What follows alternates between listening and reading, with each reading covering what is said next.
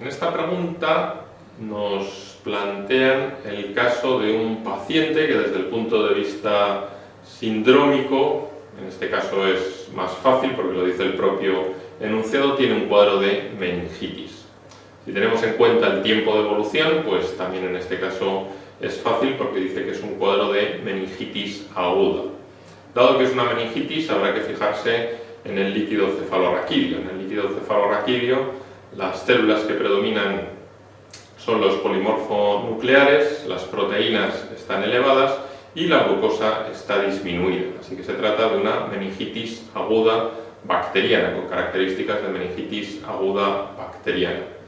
Y hasta este momento esto no nos ayuda demasiado, porque en las 5 respuestas hay antibióticos, así que habrá que elegir un antibiótico u otro según la bacteria en la cual estemos pensando, y pensaremos en una bacteria u en otra según los factores de riesgo que tenga el paciente. Son los factores de riesgo en este caso los que nos van a hacer pensar en un tipo de microorganismo o en otro. El paciente en el enunciado presenta 2 factores de riesgo, uno probablemente menos importante para el MIR, pero se ha visto que en los trasplantados renales aumenta el riesgo de meningitis por pseudomonas, así que una de las bacterias en las que hay que pensar es pseudomonas.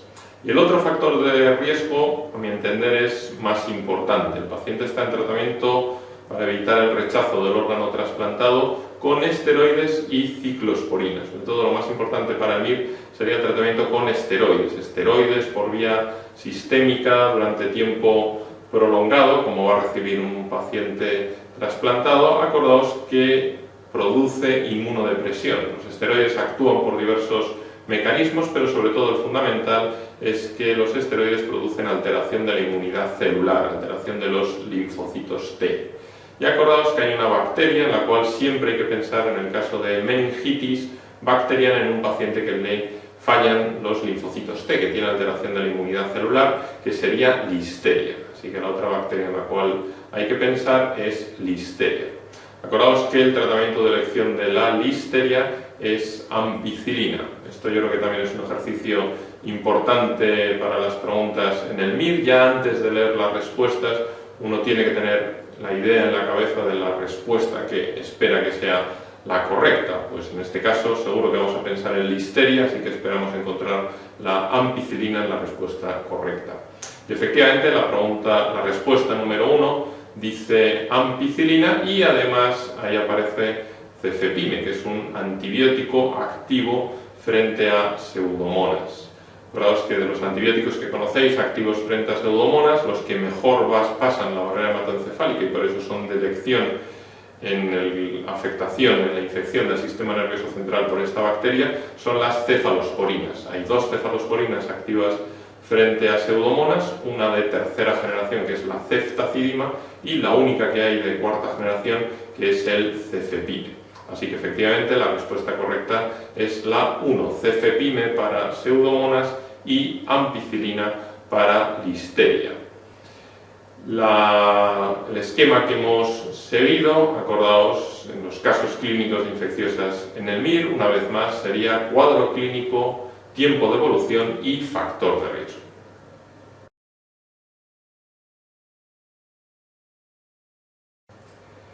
En esta pregunta nos plantean el caso de un paciente que desde el punto de vista clínico presenta un cuadro también compatible con meningitis. Meningitis en un paciente cuyo factor de riesgo es la enfermedad de Hodgkin.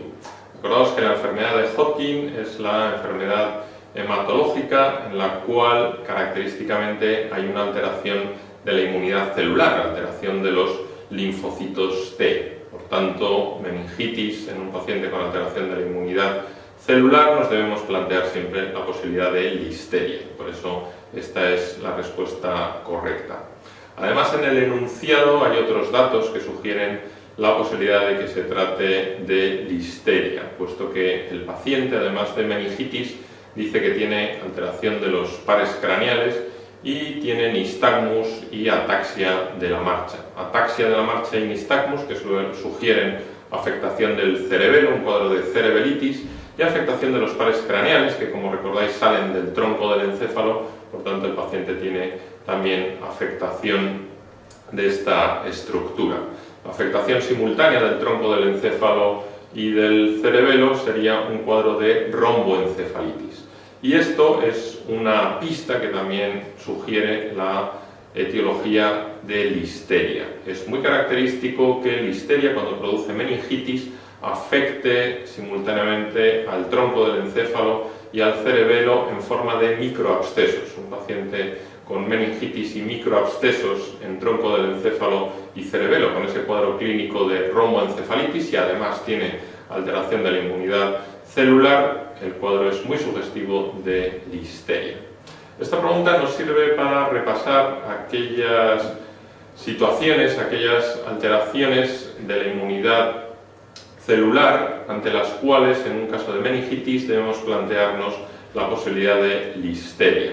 Hay que pensar en la alteración de la inmunidad celular de los linfocitos T, por supuesto en el paciente infectado por VIH, que sería el paradigma de esta situación, pero acordaos que no es la única. También hay alteración de la inmunidad celular en el paciente con enfermedad de Hodgkin, como dice esta pregunta, en los pacientes en tratamiento crónico con esteroides, en los pacientes alcohólicos que tienen, entre comillas, emborrachados los linfocitos T continuamente, en la mujer embarazada. Acordaos que este es un grupo importante de riesgo. Las mujeres embarazadas tienen más riesgo de neumonía si tienen un cuadro de gripe, más riesgo de neumonía si tienen sarampión, más riesgo de neumonía si tienen varicela, más riesgo de bacteriemia o de sepsis por listeria. Durante el embarazo se produce cierta alteración de la inmunidad celular para evitar el rechazo de la placenta y del feto, y aumenta el riesgo de este tipo de infecciones. Y por último, clásicamente se hablaba de alteración de la inmunidad celular en las edades extremas de la vida, tanto en los niños como en los ancianos. Concretando un poco más, acordaos que en el caso de los niños esto es especialmente marcado en el recién nacido, en el que tiene menos de un mes de vida, y por el otro lado se consideraba en los mayores, en los pacientes ancianos, pero actualmente ya hay estudios que demuestran que a partir de los 50 años disminuye la actividad de los linfocitos T. En personas mayores de 50 años los linfocitos T ya no son tan activos como en alguien más joven, y aumenta el riesgo de meningitis por listeria. Así que, en resumen, hay que pensar en meningitis por listeria cuando simultáneamente el paciente presenta romboencefalitis, que sugiere microabscesos en esas localizaciones, y tiene alteración de la inmunidad celular. VIH, enfermedad de Hodgkin, toma crónica de esteroides,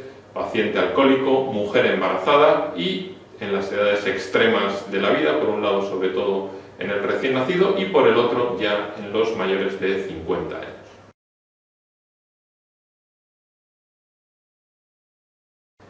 En esta pregunta la clave es tener en cuenta el tiempo de evolución. ¿Cuál de estas 5 posibilidades no pensaríamos ante un cuadro de meningitis crónica? Claramente la respuesta sería PCR para virus de herpes simple. Acordamos que la meningoencefalitis herpética es un cuadro muy grave, muy agresivo, que se debe tratar empíricamente en cuanto uno lo sospecha, y que no hay que pensarlo, no hay que sospecharlo en un paciente que tenga un cuadro de semanas de evolución. Probablemente se hubiera muerto mucho antes sin tratar del cuadro de meningoencefalitis herpética. Sin embargo, las otras 4 respuestas sí que hacen referencia a enfermedades infecciosas que pueden presentar un cuadro clínico de semanas de evolución. Rosa de Bengala, acordaos que es la prueba serológica que uno debe solicitar cuando piensa en brucelosis, y dentro de los cuadros de brucelosis se encuentra la meningitis de semanas de evolución.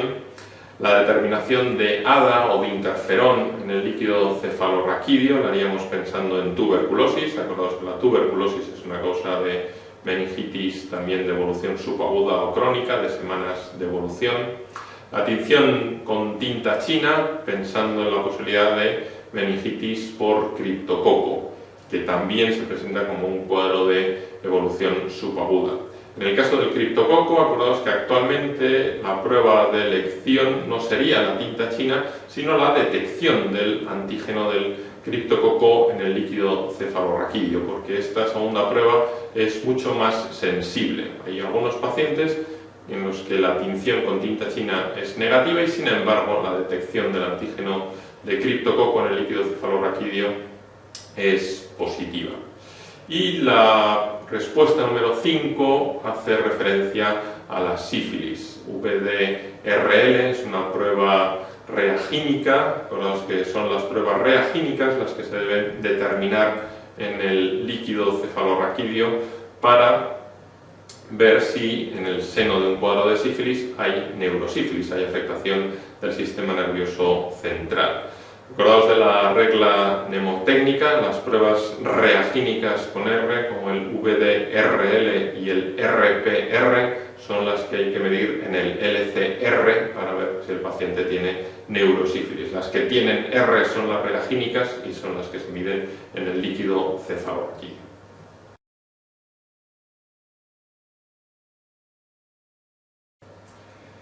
Se trata de una pregunta que no es sencilla, porque hay 4 respuestas en las cuales nos hablan de porcentajes. Sinceramente, el acordarse de todos estos porcentajes y de muchos más para el examen MIR a mí me parece especialmente complicado. Pero yo os diría que no por ello renunciaría a contestar a la pregunta. Vamos a ver las respuestas que no son. Por ejemplo, la segunda respuesta yo la traduciría, entre comillas, de la siguiente manera. La causa más frecuente de meningitis aséptica, de meningitis viral, son los enterovirus.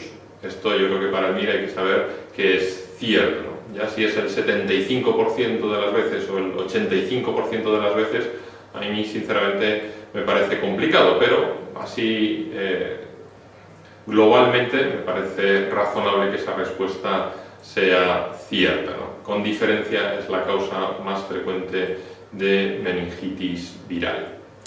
La tercera respuesta yo la traduciría entre comillas por lo siguiente. Tengo que recordar para el examen MIR que una de las pistas que me pueden poner cuando me planteen el caso de una meningoencefalitis herpética es la presencia de hematíes en el líquido cefalorraquídeo. Y eso es cierto. Si ocurre en el 15%, en el 20% o en el 25%, me parece que es difícil de recordar, pero claramente es una de las características de los datos que nos pueden poner en el enunciado que nos hagan pensar en meningoencefalitis herpética. Es una enfermedad en la cual, sin que haya habido una punción traumática, existe una presencia de hematíes en el líquido cefalorraquídeo o es un líquido francamente hemorrágico.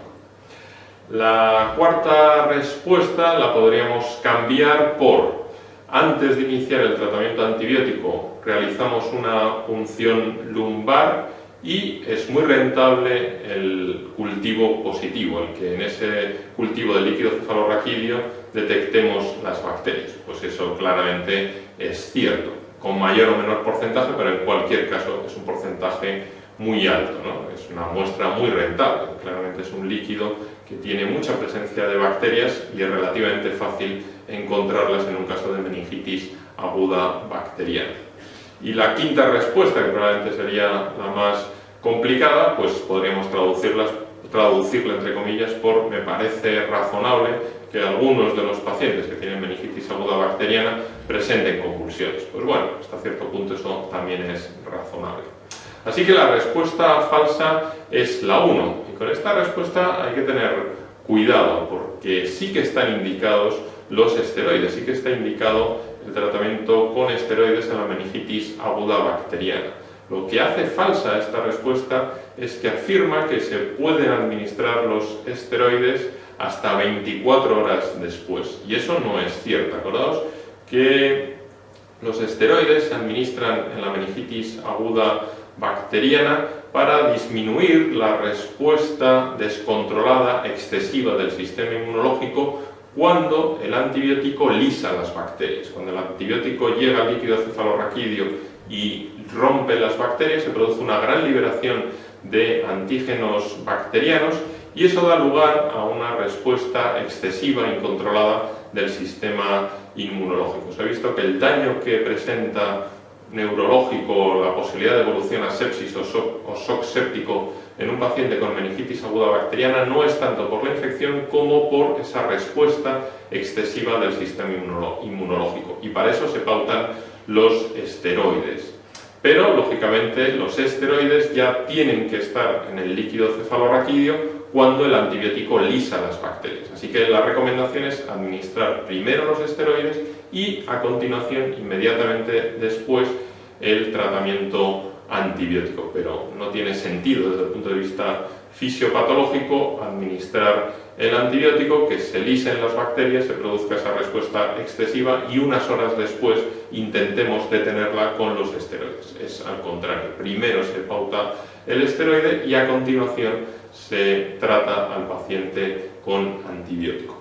En el caso de los adultos con meningitis aguda bacteriana, acordaos que la causa más frecuente sería neumococo y a continuación meningococo. Y la secuencia del tratamiento sería la siguiente. En menos de una hora, acordaos que desde que el paciente llega a un servicio de urgencias hasta que se administra la primera dosis de antibióticos, la recomendación es que transcurra menos de una hora, porque eso aumenta la supervivencia. En menos de una hora hay que iniciar el tratamiento. Lo primero que debemos pautar es el esteroide e inmediatamente después el antibiótico, que de elección en el adulto sería una cefalosporina de tercera generación, cefotaxima o ceftriaxona, por vía intravenosa y a altas dosis.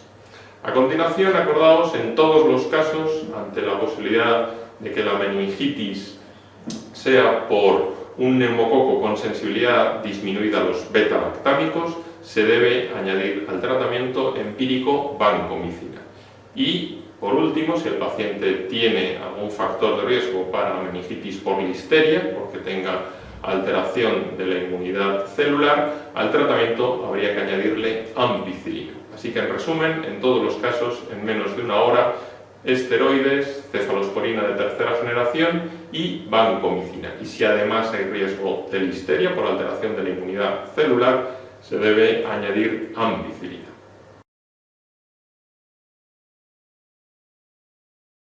Esta pregunta trata sobre la meningitis por criptococo en el paciente infectado por VIH. La respuesta correcta es la 4 y yo en él miraría el siguiente razonamiento. Acordaos que el tratamiento de elección de la meningitis por criptococo en el VIH, en el sujeto infectado por VIH, es anfotericina B. La anfotericina B es un fármaco muy nefrotóxico y por eso, si es posible, se debe utilizar una formulación de anfotericina B que en general es menos tóxica, pero sobre todo menos nefrotóxica, que es la anfotericina B liposomal. Pero acordaos que es una de las enfermedades, la meningitis por criptococo en el VIH, es una de las enfermedades oportunistas que tiene indicación de profilaxis secundaria. Esto significa que una vez curado del paciente del cuadro de meningitis, tiene indicación de continuar tomando antifúngicos para evitar nuevos episodios de meningitis por criptococo. Y acordaos que el fármaco que se utiliza es fluconazol. El fármaco de elección para la profilaxis secundaria es fluconazol y no es itraconazol. Así que, efectivamente, la respuesta sería la 4. Acordaos de algún detalle más sobre esta enfermedad. La profilaxis secundaria no habría que hacerla de por vida, solamente actualmente se recomienda la profilaxis secundaria hasta que, bajo triple terapia, aumente el recuento de linfocitos T, mejore la situación inmunológica del paciente. Y de las otras respuestas, pues bueno, el reservorio es cierto que son las palomas, aunque eso sería menos importante. Y acordaos sobre todo de la respuesta 1 y 2. Criptococo es la causa más frecuente de meningitis en pacientes infectados por VIH con menos de 100 CD4, en pacientes muy inmunodeprimidos, que es lo que dice la respuesta número 2. El límite con el cual hay que considerar la posibilidad de meningitis por criptococo es de 100 linfocitos CD4. Aparece característicamente, se desarrolla en sujetos infectados por VIH con menos de 100 linfocitos CD4, igual que la retinitis por citomegalovirus e igual que la toxoplasmosis cerebral.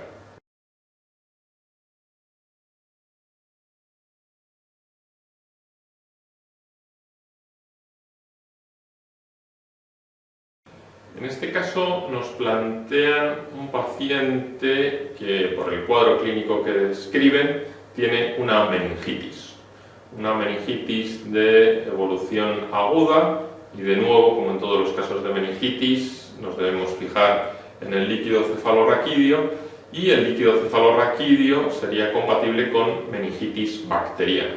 Tiene como células predominantes los polimorfonucleares, unas proteínas elevadas y una glucosa disminuida.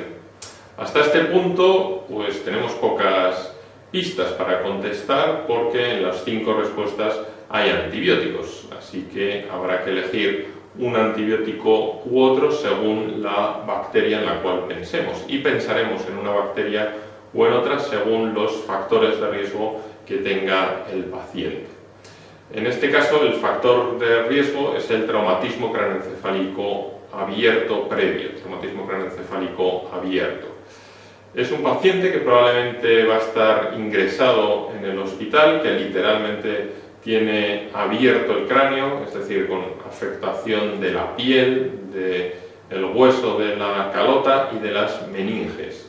Y en el seno de ese ingreso hospitalario, con esa herida abierta en la cabeza, se infecta la herida y secundariamente desarrolla meningitis. Por eso debemos pensar en 2 bacterias típicamente nosocomiales.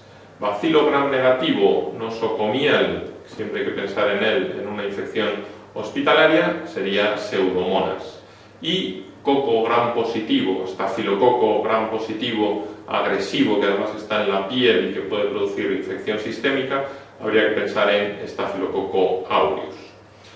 Para el tratamiento de Pseudomonas en el sistema nervioso central, acordaos que los fármacos que mejor pasan la barrera hematoencefálica dentro de los activos frente a Pseudomonas serían las cefalosporinas, por eso habría que elegir una cefalosporina activa frente a Pseudomonas, que puede ser ceftazidima de 3ª generación o cefepime como cefalosporina de 4ª generación.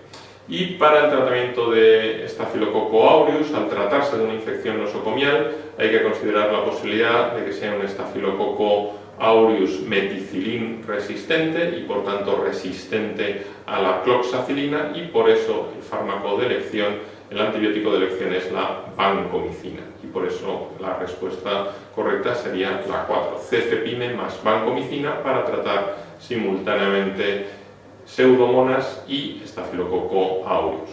Otro detalle a recordar de esta pregunta es que en el enunciado nos dice que en la tinción de Gram no se objetivaron bacterias, no se vieron microorganismos. Acordaos que esto en absoluto excluye la posibilidad de meningitis bacteriana. Si se ven las bacterias lo apoya todavía más, pero el que no se vean los microorganismos, en este caso que no se vean las bacterias en la tinción de Gram, por supuesto que no excluye la posibilidad de meningitis aguda bacteriana.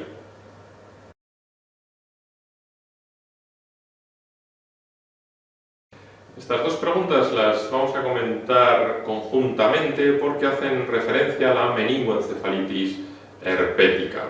Esta es una enfermedad que han preguntado con relativa frecuencia en los últimos años en el MIR, y por eso merece la pena recordarla. La primera pregunta nos interrogan sobre cuál es la causa más frecuente de encefalitis por virus, y efectivamente la respuesta correcta es herpes simple. Si nos hubieran preguntado por la causa más frecuente de meningitis por virus, la respuesta es enterovirus. Como dice encefalitis, la respuesta es herpes simple. Aunque se hable de encefalitis herpética, lo más correcto sería decir meningoencefalitis herpética, porque suele afectar al encéfalo y a las meninges de manera simultánea. Desde el punto de vista epidemiológico, es importante recordar que, en contra de lo que uno podría pensar, no es una enfermedad característica de paciente inmunodeprimido. La meningoencefalitis herpética afecta a sujetos de cualquier edad y pueden ser previamente sanos. Desde el punto de vista clínico, resumiendo, en el MIR habría que planteárselo ante un paciente con fiebre y alteración del nivel de conciencia, fiebre y bajo nivel de conciencia, fiebre y confusión. Si no hay otra causa que lo justifique, se debe siempre considerar la posibilidad de la meningoencefalitis herpética. La prueba diagnóstica de elección actualmente es la PCR en líquido cefalorraquídeo, la prueba de reacción en cadena de la polimerasa que detecta el ADN del virus en el líquido cefalorraquídeo. Desde el punto de vista radiológico, acordaos que se visualizan mejor las lesiones en una resonancia magnética que no en el TAC craneal, y algo que también han preguntado en el MIR, la localización más frecuente es el lóbulo temporal. La meningoencefalitis herpética característicamente afecta al lóbulo temporal. Y por último, acordaos que el tratamiento de elección es aciclovir, en este caso aciclovir por vía intravenosa y a altas dosis, y que se debe administrar lo antes posible. Es una enfermedad con alta probabilidad de secuelas neurológicas y con una mortalidad no despreciable. Lo que realmente ha logrado aumentar la supervivencia de estos pacientes es el tratamiento con aciclovir lo más precoz posible. La técnica de PCR no se hace de urgencias, incluso en muchos hospitales hay que remitir la muestra a un laboratorio de referencia y por supuesto no podemos esperar 2, 3, 4 días o una semana a tener el resultado de la PCR para iniciar el tratamiento. La simple sospecha clínica ante este cuadro de fiebre y confusión es un criterio suficiente para lo antes posible iniciar el tratamiento con aciclovir por vía intravenosa.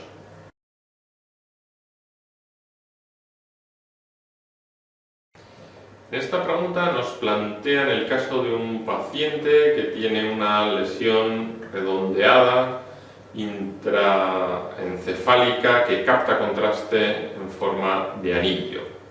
El cuadro que describen sería compatible con un absceso cerebral.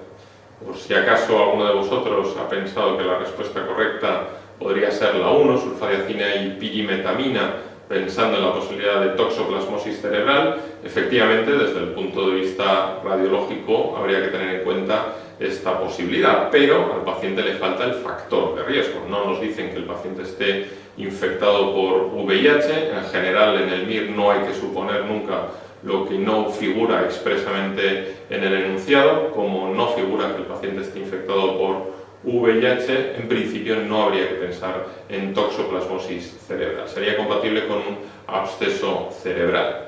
Absceso cerebral, ¿cuál es el factor de riesgo del paciente? Pues aparentemente ninguno, porque dice sin antecedentes de interés. Sería lo que se llama, en este caso, el absceso cerebral criptogénico, aquel cuya génesis es críptica, aquel cuyo origen es desconocido.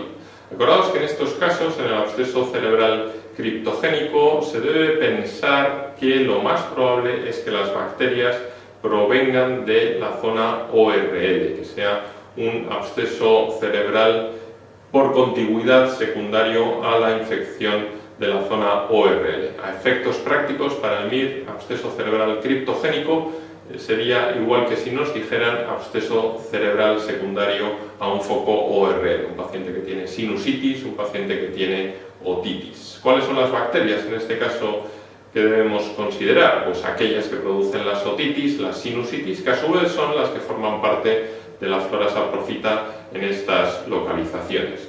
En los senos paranasales, acordaos que hay una flora mixta, hay bacterias aerobias, sobre todo estreptococos, y muy importante, también hay bacterias anaerobias. Y en el oído además puede haber algunos gram negativos, algunas bacterias gram negativas como el Proteus. Así que a efectos prácticos hay que pensar en una infección mixta, hay que pensar que el absceso cerebral secundario a foco ORL, o en este caso criptogénico, va a estar formado por una flora mixta de gram positivos, gram negativos y anaerobios. Para el tratamiento de bacterias gram positivas y gram negativas de manera simultánea con un antibiótico que atraviese bien la barrera hematoencefálica, una buena opción serían las cefalosporinas de tercera generación, cefotaxima o ceftriaxona.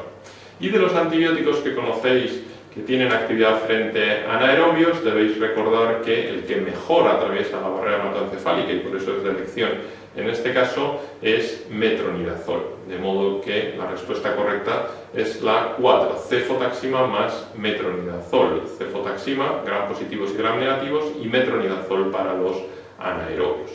Recordad también que en el absceso cerebral, igual que en los abscesos en otras localizaciones, además del tratamiento antibiótico, hay que valorar siempre la posibilidad de que el paciente requiera drenaje. Así que en este caso habría que presentar el caso a un neurocirujano que debería considerar, si el absceso cumple determinadas características, la necesidad del drenaje quirúrgico asociado al tratamiento antibiótico.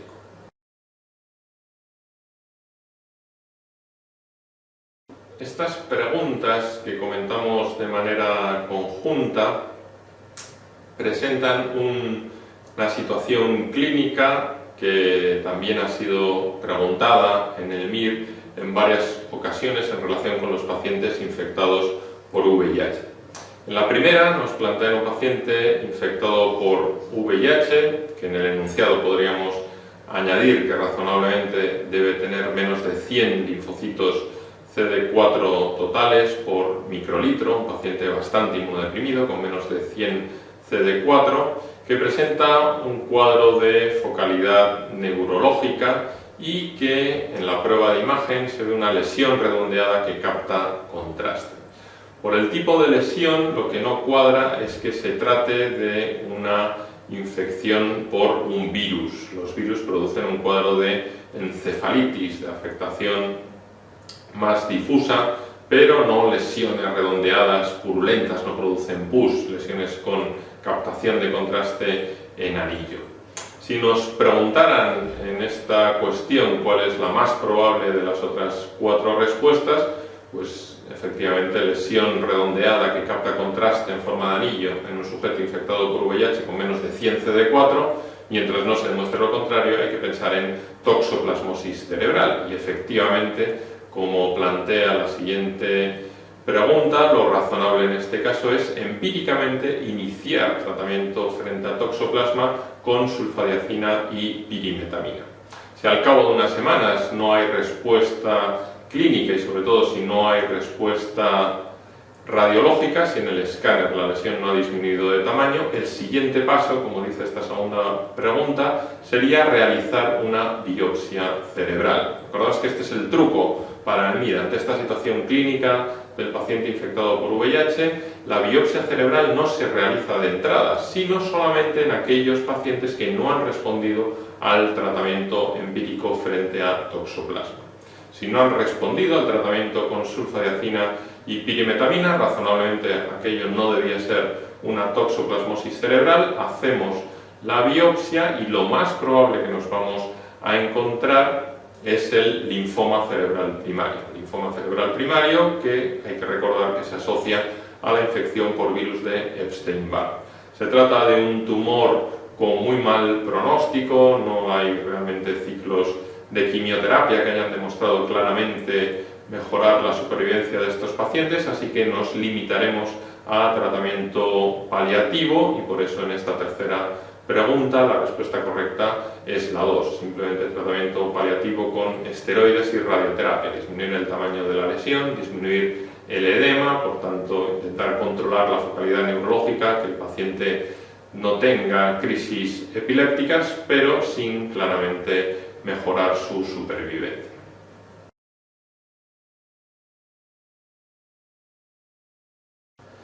En esta pregunta nos plantean el caso de un paciente que tiene un absceso cerebral y la clave para contestarla es el factor de riesgo.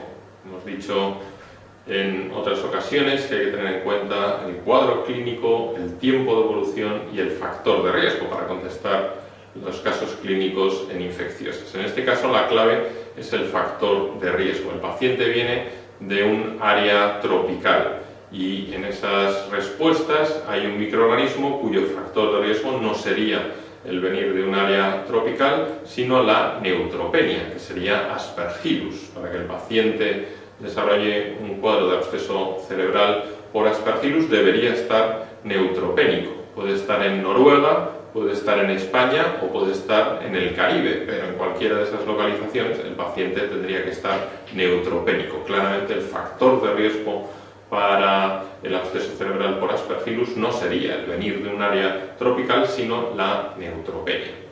Las otras respuestas nos permiten recordar algunos parásitos que han sido preguntados en el MIR o que podrían ser preguntados en el MIR.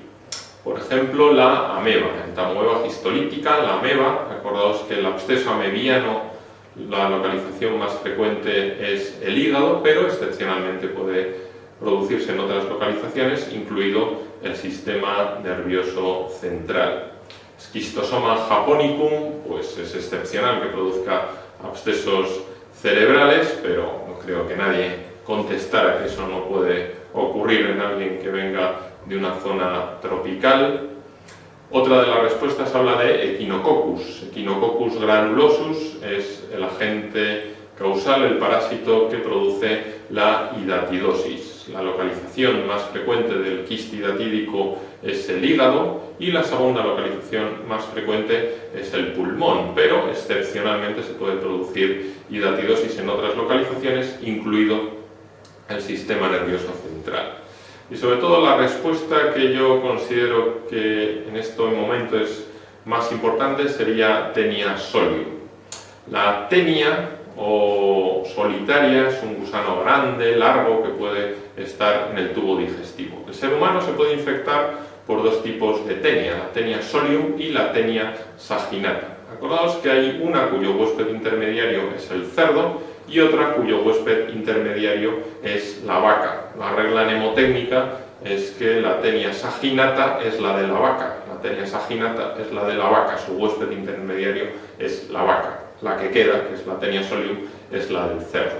El ser humano se puede infectar su tubo digestivo por la forma adulta de los dos tipos de tenia, pero solamente en el caso de la Taenia solium, sus formas larvarias son capaces de atravesar la pared del tubo digestivo y por vía hematógena se diseminan a diferentes tejidos. En el MIR, una de las posibilidades que nos pueden plantear es que el paciente tenga lesiones múltiples calcificadas en partes blandas. Ese sería el cuadro de cisticercosis de partes blandas. Los cisticercos son las formas embrionarias de la Taenia solium.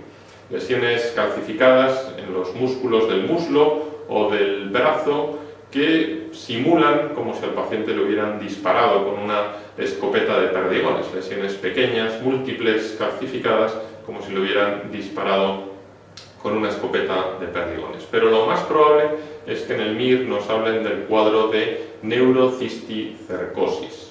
Lo habitual es que sea un paciente inmigrante que consulta por crisis epilépticas y al hacer el escáner, como se puede observar en la imagen, se va a detectar la presencia de una lesión redondeada, puede ser única o puede ser múltiple, habitualmente en sustancia gris encefálica. Y un detalle muy importante es que es una lesión quística, es una lesión cuyo contenido es líquido. Hay que fijarse que el contenido de la lesión va a tener el mismo tono que el líquido cefalorraquídeo de los ventrículos laterales o el líquido cefalorraquídeo que podemos observar subyacente a la meninge del paciente. Es una lesión quística con un interior con densidad agua. Es una lesión que crece, que comprime, que puede estar rodeada de edema. Y por último hay un dato que es prácticamente patognomónico y que probablemente en el MIR lo pondrían ante un cuadro de neurocisticercosis, y es que se ve la forma larvaria dentro, se ve el parásito dentro del quiste, no está flotando dentro del líquido, está unido a uno de sus lados, pero claramente se ve la forma larvaria dentro de alguna de estas lesiones. Acordaos que la imagen es tan característica que para confirmar el diagnóstico no hay que hacer una biopsia cerebral. La prueba diagnóstica de elección es la serología y actualmente el tratamiento de elección sería con albendazol. Albendazol más esteroides, porque el tratamiento con albendazol, al reblandecer la pared del quiste, puede provocar una reacción inflamatoria que dé lugar a nuevas crisis epilépticas. Para evitar esta situación se recomienda el tratamiento combinado con albendazol más esteroides para el cuadro de neurocisticercosis.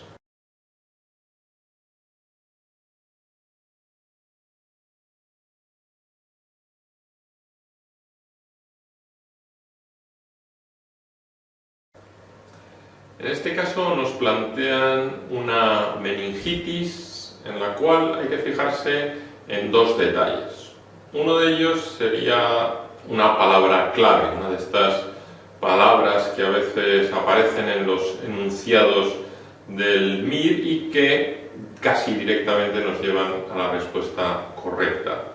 En este caso la palabra clave es que dice con hemorragia conjuntival, cuadro de meningitis con lo que se llama la subfusión conjuntival, con hemorragia conjuntival, dicho vulgarmente para recordarlo para el MIR, paciente que tiene meningitis con ojos rojos, hay que pensar en la posibilidad de leptospira. Y además el otro detalle a considerar sería el factor de riesgo. En este caso está un poco implícito, dice que el paciente es agricultor. Acordaos que en este caso lo que se está refiriendo es a un arrocero, un sujeto que trabaja en los arrozales, que introduce las piernas en los arrozales donde han podido orinar los animales y a través de heridas que tenga en las piernas se infecta por leptospira. Ese sería el factor de riesgo que vamos a encontrar en las preguntas de leptospirosis, el contacto de la piel con aguas estancadas donde han podido orinar los animales. Por ejemplo, el arrocero que introduce las piernas en los arrozales, pero nos pueden también decir en el MIR que el paciente es un pocero que trabaja en las alcantarillas donde han orinado las ratas, o alguien que fue de excursión al monte y se bañó en una charca donde habían orinado los jabalíes, contacto de la piel con agua estancada donde previamente han orinado los animales. Hay que pensar en la posibilidad de leptospirosis. Si además el paciente tiene hemorragia conjuntival, pues seguro que no están hablando de esta enfermedad. Acordaos que la leptospira es una espiroqueta, por tanto pertenece al mismo grupo que el treponema pallidum que produce la sífilis. Como todo el mundo recuerda, el tratamiento de elección de la sífilis se realiza con penicilina, pues el tratamiento de esta otra espiroqueta, la leptospira, también de elección es la penicilina, tratamiento con penicilina.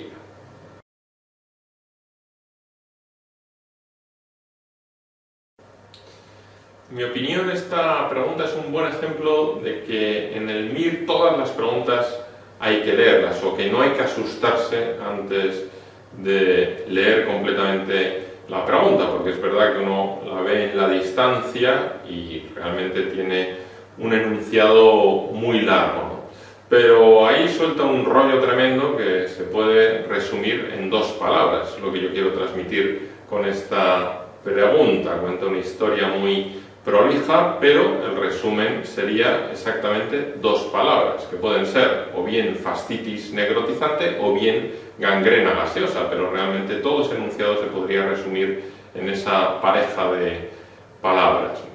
Es un paciente que tiene una infección de partes blandas y la clave, acordaos, de la fascitis necrotizante, como expresa este enunciado, es que existe una disociación entre el dolor intenso que refiere el paciente y la poca lesión cutánea que observa el médico que lo explora. Cuidado con estos pacientes que muchas veces la primera vez que consultan son tachados de histéricos, entre comillas, porque refieren un dolor muy intenso cuando el médico realmente ve poca lesión cutánea. Eso es lo característico de las infecciones profundas necrotizantes de partes blandas.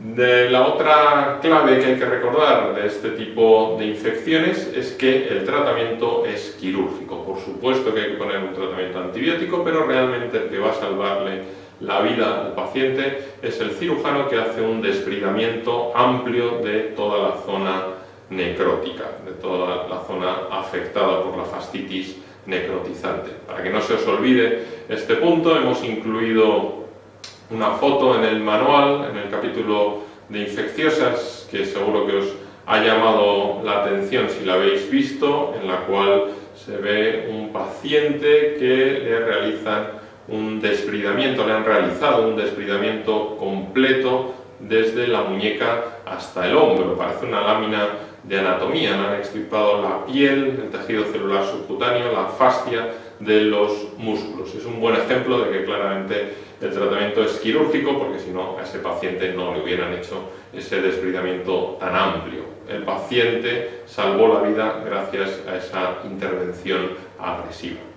¿En qué bacterias habría que pensar en una fascitis necrotizante? Pues principalmente en dos grupos. Por una parte, los estreptococos, sobre todo el estreptococo beta hemolítico del grupo A, también denominado estreptococo biógenes, y por otra parte las bacterias anaerobias, sobre todo Clostridium. En esta pregunta yo creo que deberíamos dudar en todo caso entre la respuesta 2 y la respuesta 5.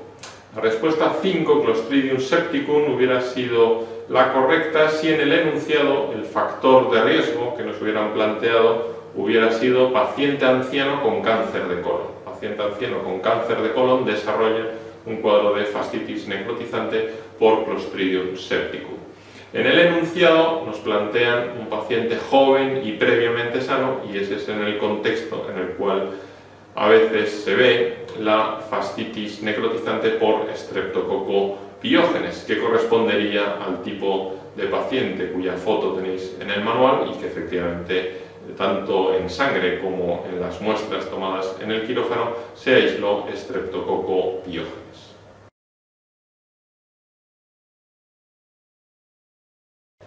Estas dos preguntas también las comentamos de manera conjunta.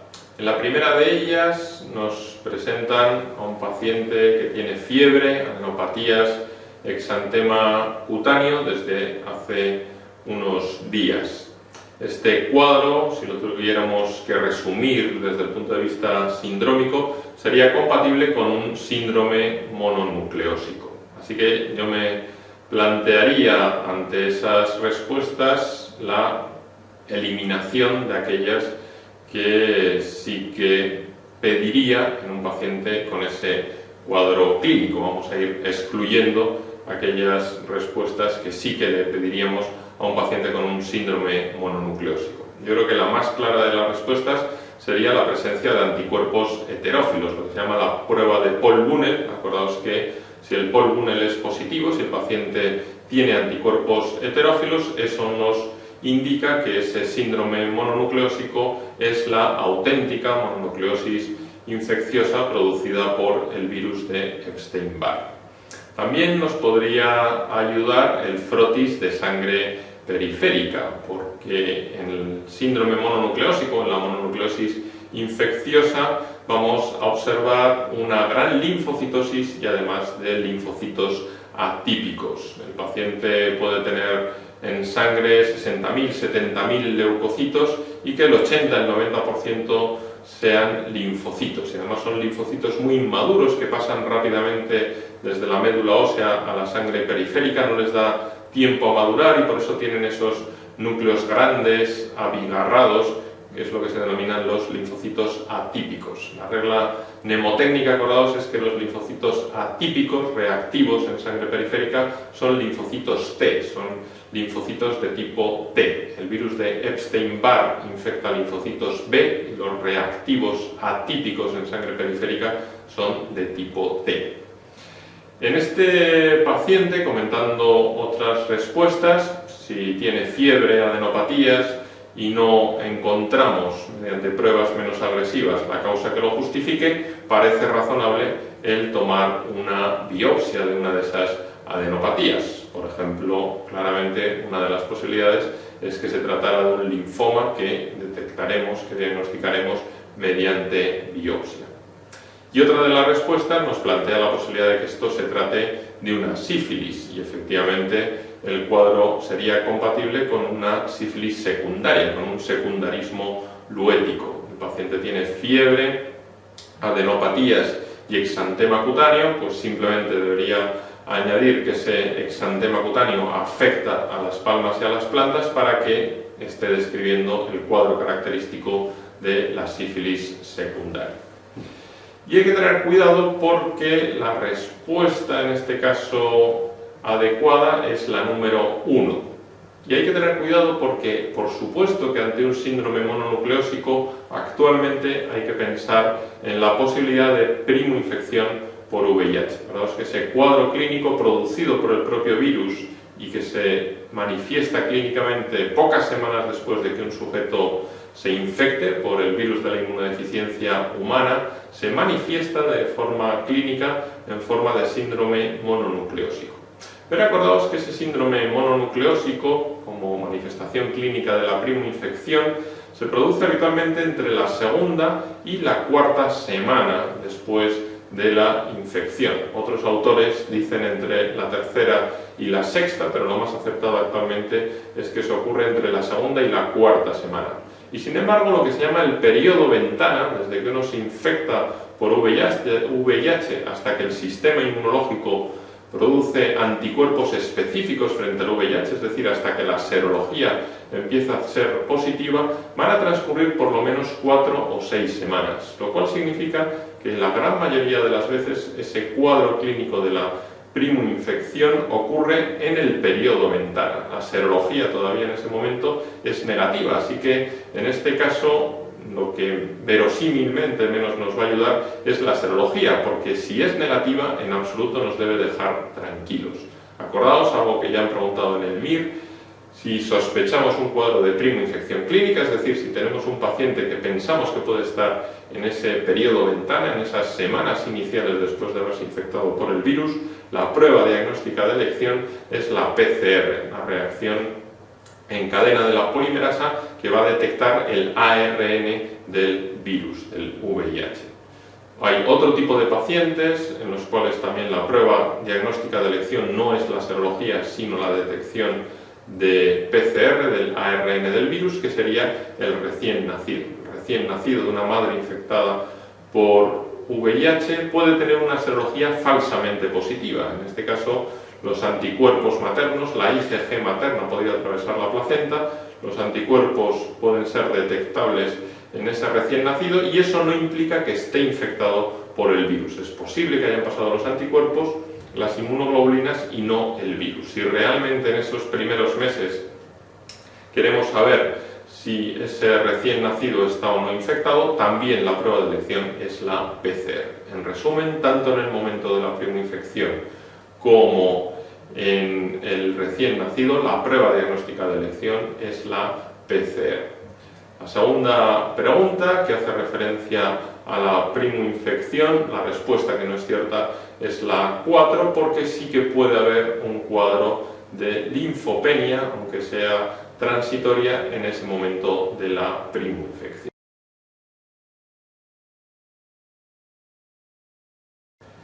Estas tres preguntas las vamos a comentar de manera conjunta porque hacen referencia a pacientes infectados por VIH. En general, en los casos clínicos de infecciosas que nos plantean en el MIR, hay que tener en cuenta tres aspectos: el cuadro clínico, el tiempo de evolución y el factor de riesgo. Lo que me gustaría destacar más de estas tres preguntas es que en el caso de que el factor de riesgo que presente el paciente sea la infección por VIH, hay que fijarse también en el enunciado, si nos lo dicen, en el número de linfocitos CD4 que tiene ese paciente. Y la idea es la siguiente: actualmente decir que un sujeto está infectado por VIH es decir muy poco, porque según el grado de inmunodepresión que presente, según el número de linfocitos CD4 totales por microlitro que presente, tendrá o no riesgo de determinadas infecciones. Por ejemplo, no tiene nada que ver un paciente infectado por VIH que lleve 5 años recibiendo triple terapia y que tenga 900 linfocitos CD4 totales con otro que nunca ha recibido tratamiento y se presenta con una infección oportunista con 15 linfocitos CD4 totales. Los dos están infectados por VIH, y sin embargo la situación es completamente diferente. Con 900 CD4 yo lo que esperaría es que prácticamente presente las mismas infecciones que la población general, a pesar de estar infectado por VIH, y sin embargo con 15 linfocitos CD4 totales evidentemente tiene riesgo de todo tipo de tumores, de neoplasias, de linfomas y de infecciones oportunistas que afectan a los sujetos infectados por VIH más inmunodeprimidos. Así que siempre es importante fijarse en el número de linfocitos CD4. La primera pregunta que nos plantean, el paciente tiene 20 linfocitos CD4 y por eso no debemos esperar que tenga una linfadenopatía generalizada persistente. En las otras respuestas aparecen tumores, linfomas, infecciones del paciente muy inmunodeprimido, como es el que tiene 20 CD4, infecciones oportunistas del paciente en su fase más avanzada de la enfermedad.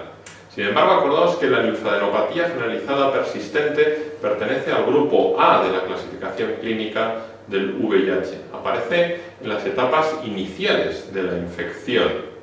Es la expresión clínica, la linfadenopatía generalizada persistente, de la gran activación que se produce en el sistema inmunológico cuando uno se infecta por el virus.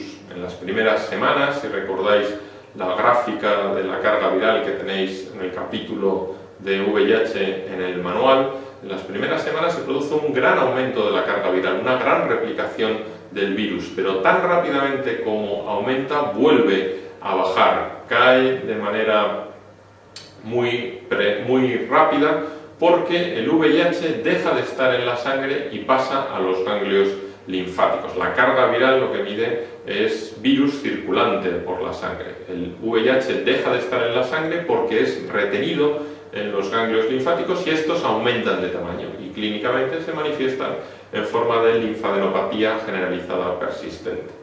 Hace décadas, cuando no había tratamiento antirretroviral de alta eficacia, un paciente que durante meses o incluso durante años había tenido esas adenopatías, esos ganglios aumentados de tamaño, si pasado el tiempo disminuían, era un signo de mal pronóstico, porque eso indicaba que su sistema inmunológico estaba empezando a claudicar, ya no era tan activo, ya no era capaz de retener al virus en los ganglios, el virus empieza a replicarse a más velocidad y si no se pone tratamiento, como se observa también en la gráfica del manual, después de un periodo de cargas virales bajas o indetectables durante mucho tiempo, el virus vuelve a pasar a la sangre, aumenta la carga viral de manera exponencial y si no se trata con antirretrovirales se produce una destrucción de los linfocitos T, el paciente desarrolla infecciones oportunistas y fallece. Esa es la historia natural de la infección por VIH. Así que en un paciente muy inmunodeprimido no esperaríamos, no tiene sentido la llamada linfadenopatía generalizada persistente. Con la segunda pregunta también hay que tener cuidado, porque si uno está distraído cuando lee en el MIR esta cuestión, plantean un paciente infectado por VIH que presenta fiebre, tos seca y un patrón intersticial bilateral en la radiografía de tórax. Probablemente lo primero que se nos viene a la cabeza es la infección por Pneumocystis jirovecii, clásicamente llamado Pneumocystis carini. Esa sería la respuesta correcta, pensar en el pneumocystis y por tanto tratar con cotrimoxazol o cotrimoxazol con esteroides si el paciente tuviera menos de 200 linfocitos CD4. Si en el enunciado de esta segunda pregunta dijera que en un recuento reciente se detectó 170 linfocitos CD4, seguro que la respuesta sería cotrimoxazol, porque habría que pensar en pneumocystis. Pero acordaos que con unas cifras de linfocitos CD4 superiores a 200 sería excepcional la neumonía por pneumocystis. Con 500, como presenta este paciente, yo diría que es prácticamente imposible. Con más de 500 no hay que pensar en pneumocystis. Acordaos que, esto también lo han preguntado en el MIR, el criterio para retirar la profilaxis frente a pneumocystis, la profilaxis que se realiza con cotrimoxazol, tanto la profilaxis primaria como la profilaxis secundaria, es que el paciente presente un recuento de linfocitos CD4 superior a 500, con más de un recuento de CD4 superior a 200 CD4, con más de 200 CD4, si se mantiene estable durante unos meses, ese paciente no va a presentar neumonía por neumocistis. Así que con 500 CD4 no hay que pensar en esa posibilidad. Así que en esta segunda pregunta, fiebre, tos seca y patrón intersticial bilateral sería compatible con una neumonía atípica, como la que puede producir el Mycoplasma pneumoniae o la Chlamydia pneumoniae. En la respuesta correcta nos encontraremos un macrólido, nos podemos encontrar una quinolona como levofloxacino o, como plantea esta pregunta, la posibilidad de utilizar un ketólido como la telitromicina, que tiene actividad frente a las bacterias atípicas. Es cierto que en la práctica no se utiliza demasiado este fármaco, dada su riesgo de hepatitis o de fallo hepático fulminante, pero sobre el papel y sin otra opción mejor para tratar una neumonía atípica sería la posibilidad a considerar. Y ya por último, en la tercera pregunta, de nuevo la clave es el número de linfocitos CD4. El paciente tiene 200 CD4 y hay una infección que hay que pensar en ella en los pacientes que están muy inmunodeprimidos, la mayoría de las veces con menos de 50 linfocitos CD4, que son las micobacterias atípicas, Mycobacterium avium y Mycobacterium intracelulare, conocido habitualmente como el MAI, Mycobacterium avium intracelulare. La infección por micobacterias atípicas es muy poco agresiva, hay que estar muy inmunodeprimido para que sean capaces de producir infección activa, probablemente la mayoría de las veces con menos de 50 linfocitos CD4. Fijaros que en aquellos países, por ejemplo Estados Unidos, donde hacen profilaxis frente al MAI, el criterio para retirar la profilaxis es que los CD4 superen los 100, simplemente con más de 100, no son muchos, pero son suficientes como para proteger al paciente frente a este tipo de infección. Así que con 200 CD4 no son demasiados, pero suficientes como para que el paciente no presente este tipo de infección. Hay 3 infecciones oportunistas del sujeto infectado por VIH que aparecen característicamente en aquellos pacientes más inmunodeprimidos, con menos de 50 linfocitos CD4, que sería el MAI, Mycobacterium avium y Mycobacterium intracelulare, sería el linfoma cerebral primario y la leucoencefalopatía multifocal progresiva producida por virus JC. En resumen, como demuestra bien estas 3 preguntas, en el caso de que os planteen en el enunciado un caso clínico de paciente infectado por VIH, tened en cuenta siempre el número de linfocitos CD4 y cuando repaséis las infecciones oportunistas de los sujetos infectados por VIH, una de las cosas que siempre hay que intentar recordar es por debajo de qué número de linfocitos CD4 aparece característicamente cada una de ellas.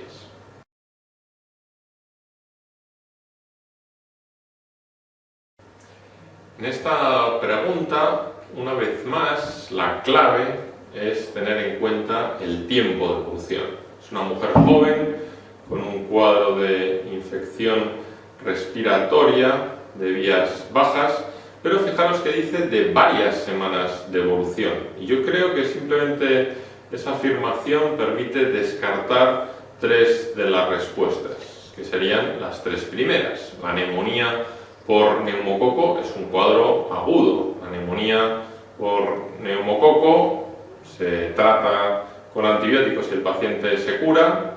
En ocasiones se puede curar sola sin antibióticos, pero desde luego no después de varias semanas. Es un cuadro mucho más recortado en el tiempo y la otra posibilidad es que el paciente fallezca si no se trata adecuadamente, pero no es un cuadro que pueda durar varias semanas de evolución.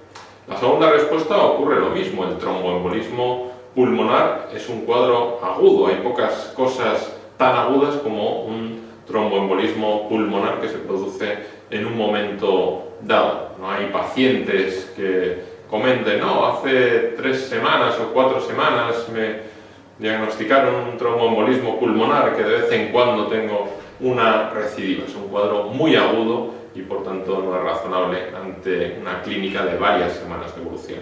Y con la legionela ocurre lo mismo, hay que considerar la posibilidad de legionela en una neumonía adquirida en la comunidad, en el MIR probablemente con un factor añadido de la exposición al aire acondicionado a las torres de refrigeración, pero en cualquier caso ante un paciente con un cuadro de neumonía grave, que no va a durar tampoco varias semanas. Probablemente el paciente ya hubiera fallecido mucho tiempo antes si una neumonía por legionela se tarda semanas en ser diagnosticada. Así que podemos excluir ya 3 respuestas. Si dudamos entre 2, probablemente en el MIR habría que arriesgarse a contestar. Nos quedaría la 4 y la 5, Rhodococcus equi o tuberculosis. Pues es cierto que el Rhodococcus equi puede producir un cuadro clínico y radiológico muy parecido al de la tuberculosis, y evidentemente la tuberculosis sí que produce un cuadro clínico menos agresivo, de semanas, a veces incluso clásicamente de meses de evolución antes de ser diagnosticada. Así que habría que pensar en estas 2 posibilidades. Yo haría el siguiente razonamiento en el MIR. Rhodococcus equi es algo que probablemente nos suena menos, que es mucho menos frecuente, y sin embargo sabemos que la tuberculosis es algo que todos los años preguntan en el MIR. Así que si dudáramos entre estas 2 respuestas, yo creo que razonablemente contestaríamos la 5 antes que la 4. Pero en cualquier caso, para que la respuesta 4 fuera la correcta, yo esperaría que en el enunciado nos hablaran de algún tipo de inmunodepresión, sobre todo Rhodococcus equi. En las décadas más recientes se ha visto en pacientes infectados por VIH, y además, como indica su nombre, Rhodococcus equi suena a caballo, pues efectivamente es una infección que se ve en sujetos en contacto con los caballos. No nos dice que el paciente esté infectado por VIH y no nos hablan de los caballos en el enunciado. Varias semanas de evolución, lo razonable es que la respuesta correcta sea la 5, tuberculosis.